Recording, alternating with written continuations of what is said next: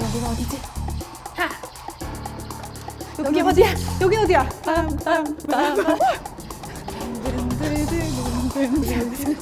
여기는 베일에 쌓인 네이버의 비밀 조직 네이버 랩스. 오늘 최종 보스를 만나러 왔다. 가보시죠. 꼼짝 마. 무슨 소리지? 오! 아니 이게 누구죠? 아니 당신이 보스인가? 돌아! 오! 네. 이것도 연구하신 건가 보네요. 아 이거 경쟁사 제품이긴 한데 네. 드립을 놓치시는 게 없어요. 기대됩니다. 던져주십시오. 이 비밀 조직의 보스가 당신인가? 저는 중간 보스 정도 되고요. 네이버 랩스에서 정밀 지도와 자율주행 기술을 담당하고 있는 백종윤이라고 합니다. 반갑습니다. 자기만의 신을 개척한 분을 만나보는 신메이커 코너. 오늘은 네이버 랩스의 비밀 중간 보스 백종윤 리더님을 만나러 왔는데요. 여기가 바로 네이버에서 비밀 연구를 하는 사람들이 모여있는 네이버 랩스인데요. 이거 다 이제 키우시는 로봇. 네 맞습니다. 이 친구는 미니치타라고 부르는 로봇이고요. 미니치타. 이 친구는 이제 루키라는 로봇이고 지금 훈련 중이에요. 조만간 입양을 보내려고 준비 중에 있습니다. 오늘 로봇 얘기할 거잖아요. 네네. 저 진짜 뼛속까지 문과생이어가지고 네. 제가 아는 로봇 이거는 제가 갖고 온 건데 좀 떨려요. 저도 뼈속까지 공대생이어서 이 문과분들 만난다는 것 자체 되게 드문 일이거든요. 진짜 그래요? 신기하다. 주변에 문과 친구 아예 없으세요? 저 원래 친구가 많지 않습니다.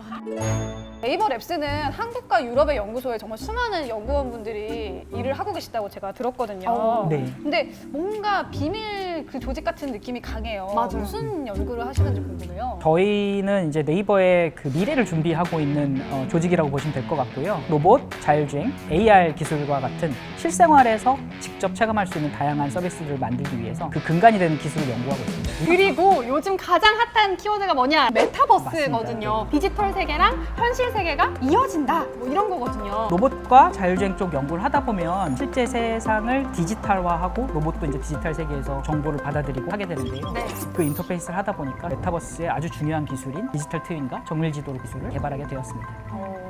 굉장히 어려운 말들이 순간 막 지나갔어요. 그러면 저희 이제 앉아서 네. 앉아서 좋습니다. 이야기 나눠볼까요? 네, 이거 내려놓으시고. 아니, 여기 진짜 여기서 내려.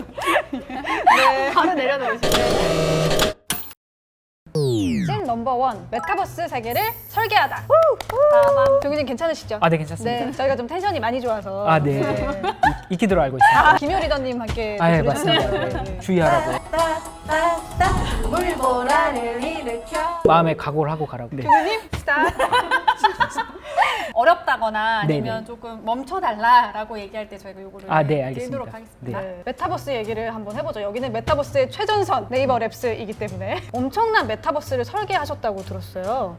네. 일단 메타버스라는 용어 자체가 네. 이 엔지니어한테는 굉장히 부담스러운 왜요? 용어이긴 합니다. 메타버스라는 거 어떻게 보면 마케팅적인 용어고 세부 기술로 들어가면 정말 다양한 기술이 있고 그 기술들이 잘 융합됐을 때 이제 메타버스가 구현된다고 하면 저희는 기술의 그 꼭지 하나하나를 이제 잡고 가고 있다고 생각을 하고요. 그 메타버스의 가장 근간이 되는 어떤 월드를 만들기 위해서 실제 세계를 그대로 카피해서 만든 디지털 트윈.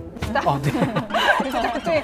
디지털 트윈이라고 하면 트윈은 쌍둥이니까 디지털 상의 쌍둥이를 만든다 네, 이런 건가요? 맞습니다. 저희가 이제 자율주행 연구를 하다 보면 자율주행 차량이 또는 로봇이 세상을 볼 때 어떻게 볼 것인가에 대한 이제 연구를 하게 돼요. 그러기 위해서는 실제 세계를 디지털화한 지도가 필요하게 됩니다. 조금 쉽게 설명드리면 예를 들어서 여러분들이 갑자기 세계 어느 이상한 처음 보는 도시 또는 실내 공간에 딱 놓아주었다면 어딘지 모르잖아요. 그렇죠. 얘네도 똑같단 말이죠. 내가 근데 가본 데는 아시잖아요. 네. 내가 여기가 코엑스구나 라고 알 수 있는 거는 코엑스에 대한 정보가 자기 머릿속에 지도가 있기 때문인 거거든요. 똑같은 원리로 얘네도 이 공간에 대한 지도를 가지고 있으면 그걸 딱 보는 순간 나는 어떤 건물의 몇 층이구나.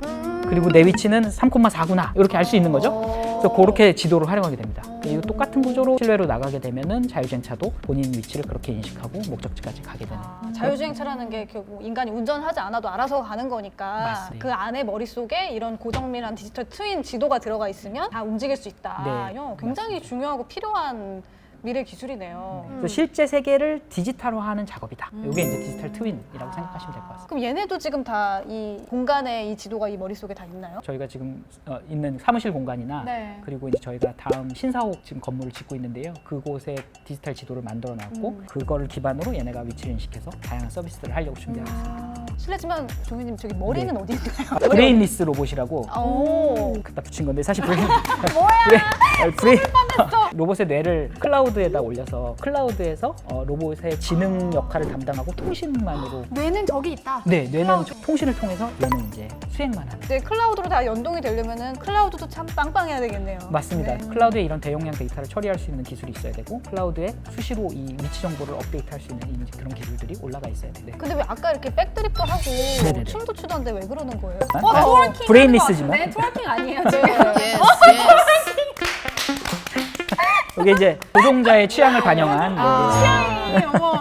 그러면 이 디지털 트윈은 쌍둥이처럼 디지털 세계가 똑같이 생기는 거잖아요. 그러면 이 고정밀 지도로 뭘 할 수 있느냐? 저희가 이번에 구축한 그 디지털 트윈은 서울시 전체를 그대로 3D 모델화하고 차선 단위의 도로 정보들 이런 것들까지 이제 아주 정밀하게 만든 지도를 구축한 거고요. 초에는 이제 자율주행에 활용하기 위해서 만들었지만 부동산이라든가 서울시의 어떤 건물이 새로 생겼을 때 가상의 시뮬레이션이라든가 다양한 공공 목적으로도 활용이 가능한 중요한 데이터라고 할 수 있습니다. 근데 우리가 흔히 메타버스 하면은 뭐 로블록스라든가 또 네이버의 제페토를 떠올리잖아요. 보통 가상 세계를 많이 생각하는데 서울시는 실제 있는 세계잖아요. 이것도 메타버스인가요? 메타버스가 좀 다양한 텀으로 네. 쓰이다 보니까 혼란이 있을 수 있는데 제가 생각하는 메타버스 이제 크게 두 가지 방향으로 나눈다면은 완전히 가상의 세계에서 이루어지는 것들이 하나가 있을 것 같고요. 두 번째는 실제 세계를 그대로 카피한 가상의 세계라든가 실제 우리가 생활하고 있는데 추가적인 정보를 메타버스가 어떻게 번역하면 초월 세계인데 네. 실제 내가 그냥 다니면서 마치 초능력을 갖고 있는 것처럼 예를 들면 상점을 내가 눈으로 봤을 때 이 상점이 언제 닫히고 언제 열리는지를 뭐 이렇게 정보로 제공할 수 있잖아요. 폰으로 이렇게 줄 수도 있고 AR 글래스를 쓰게 된다면 AR 글래스에 이제 그런 정보를 줄 수 있는데 그러기 위해서는 실제의 그 도시 공간이 그대로 디지털화된 정보가 있어야지 그것들을 연계해서 서비스를 할 수 있게 되는 거죠. 근데 그 고정밀 지도를 어떻게 만드시는 거예요? 항공기를 띄워서 사진을 여러 장 찍습니다. 오. 그 항공기에서 찍은 사진을 가지고 3D 모델을 복원하는 거예요. 삼각함수 아시죠? 사인, 코사인? 삼각 함수는 왜 나오는 거예요? 아 삼각함수요. 사인 코사인. 이렇게 건물 사진을 찍으면 여기 각도가 나오고 네. 이 각도를 가지고 이제 이 깊이 정보를 구할 수 있는 네. 거죠. 이게 이제 삼각함수의 원리.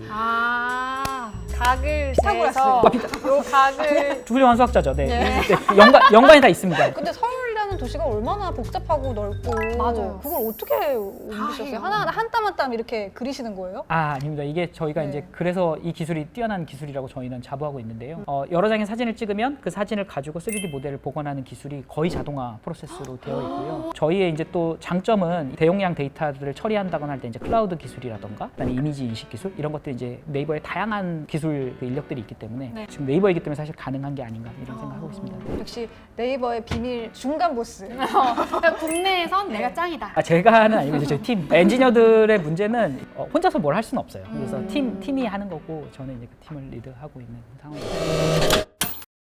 씬 넘버 2 돈이 되는 디지털 트윈 기술. 돈이 되나요? 돈이 되나요? 궁금합니다. 돈이 되나요? 디지털 트윈 기술이 정말 중요하고 어떤 기반이 되는 기술일 것 같은데 앞으로 성장 가능성을 어떻게 보세요? 누구나 이제 미래를 생각하면 이제 메타버스를 활용한 다양한 서비스들이 나올 거라고 예상을 네. 하는데요. 거기에 있어서 이제 저희가 만든 이 디지털 트윈은 굉장히 중요한 데이터가 되고 어떤 밑바탕이 되는 기술이라고 할 수 있고요. 저희가 이 데이터를 갖고 있다는 걸 알고 이미 되게 다양한 분야에서 이미 저희한테 연락이 왔거든요. 그러니까 예를 들면 뭐 영화라든가 게임이라든가 하는데 이 실제와 유사한 그 데이터를 가지고 할 수 있는 부분들이 많기 때문에 이 기술을 갖고 있는 사람들이 결국 돈을 또 만들어낼 수 있지 않을까 생각하고 있습니다. 그러면 네이버에서 왜 이 기술을 연구하느냐로 봤을 때는 그 산업 성장 가능성을 보시는 건가요? 네, 물론입니다. 네이버라는 회사가 어떤 가치를 갖고 있는가에 대한 고민을 좀 해보면 네이버는 이제 결국 그 연결을 통해서 가치를 만들어낸다고 생각하거든요. 소비자한테 물건을 전달하는 플랫폼이 되기도 하고 콘텐츠를 만들고 이런 것들을 연결해 줌으로써 네이버 가치를 만들어 가고 있다고 생각하는데 지금 저희가 온라인에서 받고 있는 다양한 서비스들을 실제 물리공간에서 예약이라든가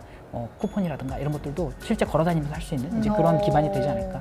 그러면은 구글이나 뭐 페이스북처럼 글로벌 IT 기업들도 다 이 디지털 트윈 기술을 열심히 연구하고 있는 건가요? 네. 경쟁이 좀 치열할 것 같은데. 맞습니다. 전 세계적으로 본인 회사의 미래는 메타버스다 이렇게 얘기하는 회사들도 있고 기술 컴포넌트들을 각각의 이제 그 글로벌 기술 IT 기업들에 이제 연구를 하고 있습니다. 국내에는 사실 이렇게 큰 규모의 프로젝트를 할 수 있는 곳이 많지 않기 때문에 그런 나름 자부심을 갖고 하고 네. 있고요. 디지털 트윈 스크린이 그릇인데 이제 네. 그 위에서 벌어지는 사람들의 생활과 모든 문화 이런 것들이 결국은 저장되는 것이 어딜 건가를 생각해 보면 그게 해외면 안 되겠다라는 생각도 있어요. 그러니까 디지털에 남아있는 것도 어떻게 보면 하나의 문화유산이라고 볼 수 그럼요. 있는데 네. 그 개인의 히스토리, 역사 이런 것들을 잘 보관하기 위해서는 우리가 직접 우리가 잘 해야겠다 이런 생각은 계속 갖고 있습니다. 그럼 이런 현실 세계가 메타버스화 되면 기업들도 좀 빨리빨리 움직여야 되겠네요. 그러니까. 다양한 기술 개발하는 것뿐만 아니라 이 네. 기술을 토대로 무슨 일들을 할 수 있을지 또 상상하는 것들도 계속. 중요합니다. 그쵸. 그러니까 네, 잘 만들어 놓은 이 그릇에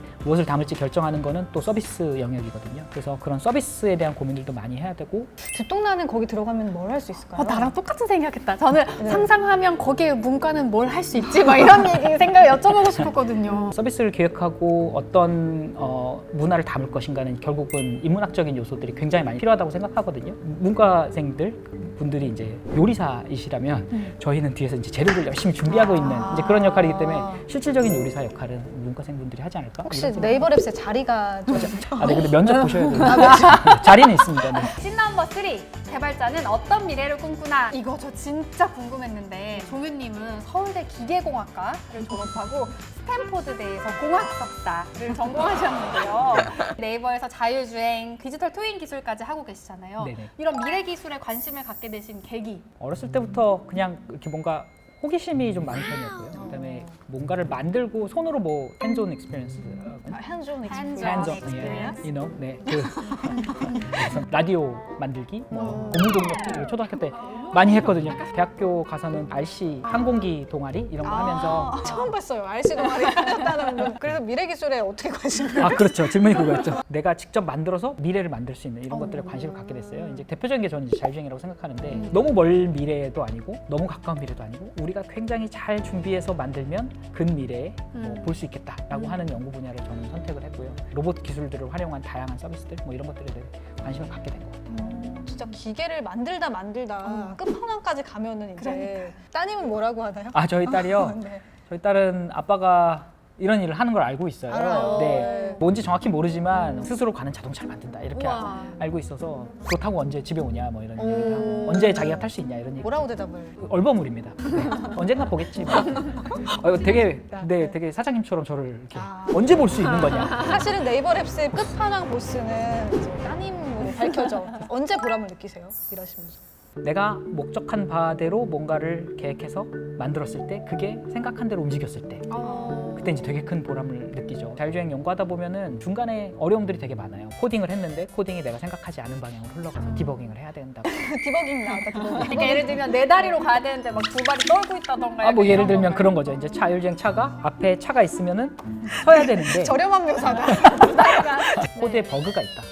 벌레가 있다. 네, 그래서 벌레 잡는 행위를 디버깅이라고 하는 거고요. 그게 디버깅. 그런 것들 하나하나 고쳐 나가면 결국 우리가 원하는 형태로 A에서 B로 이동하는 이제 그런 기술들을 만들 수 있는 거죠. 그래서 그걸 딱 봤을 때 엄청 뿌듯함을 느끼죠. 그럼 세상에서 제일 싫은 게 버그겠네요. 네, 사실입니다. 벌레 되게 싫어요. 이거 모르겠다. 뭘 던져도 계속 받아주시니까 상황이 계속 받아주시니까. 그러면 종윤님은 지금 이제 연구하고 계시는 기술로 어떤 미래를 꿈꾸시는지. 실제 생활에서 사람들한테 도움을 줄 수 있는 영역이 보면 어떻게 보면 초능력 같다라는 생각을 많이 해요. 자동차 내비게이션만 보더라도 내가 지금 여기서 강남을 간다. 몇 분 걸리는지 내비게이션 알고 있거든요. 이런 것들이 이제 보면 어떤 초능력 같이 사실 느껴질 때가 있어요. 축지법이라는 표현을 저를 많이 쓰는데요. 네. 자율주행이 되면 이제 공간이 이동하면서 내가 축지법처럼 사람들한테 어떤 특별한 능력들을 줄 수 있지 않을까? 이런 미래를 상상하고 있습니다. 영화들을 많이 본 것 같은데 이제 영화가 아니네요. 맞아요. 네. 모르고 있으면 절대 안 되겠다. 이런 기술을 이렇게 현장에서 하고 계시는 분들을 만나니까 더 그런 생각이 드는 것 같아요. 그렇게 말씀해 주시니까 되게 뿌듯한데 아까 제가 앞에서도 요리사랑 요리 재료를 준비하는 사람 비유했는데요. 요리 사실 굉장히 잘하기 위해서는 재료에 대한 연구도 많이 하잖아요. 그렇죠. 많이 먹어보고 어떤 재료가 있는지 이런 것들에 대한 연구 많이 하는데 사람들한테 필요한 서비스를 만들기 위해서는 인문학적인 지식도 필요하지만 기술에 대한 이해도 분명히 있어야 된다고 생각을 해요. 그래서 내가 이 기술로 뭘 할 수 있겠구나를 알기 위해서는 기술에 대한 이해가 있어야 되고 맞아요. 이런 자리를 통해서 많은 분들이 기술에 대한 이해를 할 수 있으면 좋겠다 생각하고 있습니다. 네. 와 진짜 멋있다. 박수가 절로 나온다. 자네와 우네를 다 가진 사람. 드림북도 갖고 계세요. 그러니까 다 가졌어요. 미래 기술을 다루고 있는 영화들 SF 영화 되게 좋아하는데 보면은 많은 영화들이 디스토피아를 상상하거든요. 보면 지금 이제 말씀하셨던 디지털 트윈 기술 같은 경우에도 만약에 현실 세계와 너무 똑같은 어떤 가상 세계가 만들어진다고 하면 사람들이 혼란에 빠질 수도 있잖아요. 나의 정보들이 어딘가에 노출이 되는 거 아닌가라는 또 걱정도 하게 되고 네. 개발자로서 그런 어떤 우려에 대해서 어떻게 생각하고 계시는지. 디지털 트윈이라든가 AI 같은 이제 기술들을 하다 보면 결국은 윤리에 대한 고민을 하지 않을 수 없게 되고요. 윤리에 대해서 개발하시는 분들, 이용하시는 분들이 지켜야 될 가이드라인을 저희가 AI 윤리 준칙으로 공표를 했습니다. 그래서 이 내용을 지켜서 저희는 이제 개발을 하고 있고 디지털 트윈 데이터 일부는 연구하시는 분들이 많이 활용하실 수 있도록 오픈 데이터셋으로 공개해서 생태계를 만들어가고 있고요. 너무 이게 메타버스 자체가 가상으로 가다 보면 결국은 가상 세계에서 새로운 법과 질서 같은 것들이 필요하고 컨트롤할 수 없는 영역으로 흘러갈 수 있는 위험들이 있거든요.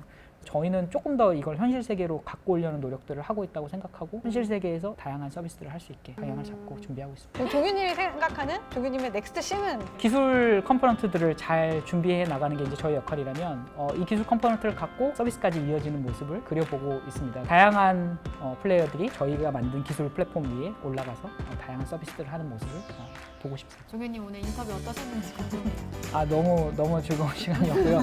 이런 거 할 기회가 없잖아요. 네, 특히 엔지니어들은 팀으로 일하기 때문에 팀을 대표해서 이렇게 한다는 것 자체가 되게 영광스러운 자리예요. 이렇게 기사 보면 굉장히 근엄한 느낌으로 맞아요. 맞아요. 자율주행의 미래는 약간 이런 말씀 네. 느낌이었는데 오늘 굉장히 경쾌하셔가지고. 네. 이거 다 덕분입니다. 기자님들이 너무 편하게 해주셔서. 아까 그 치타로봇 같은 느낌이 미니 치타. 감사합니다. 칭찬인가? 네. 앞으로 안전하고 편리하고 초능력과 같은 그런 좋은 기술들을 많이 개발해 주시기를 바라고요. 오! 넌 왜 좋아하니? 네 선물 아니야? 네. 감사합니다. 오, 핑크바쿠나. 혹시 얘 가져가면 안 되나요? 아, 네.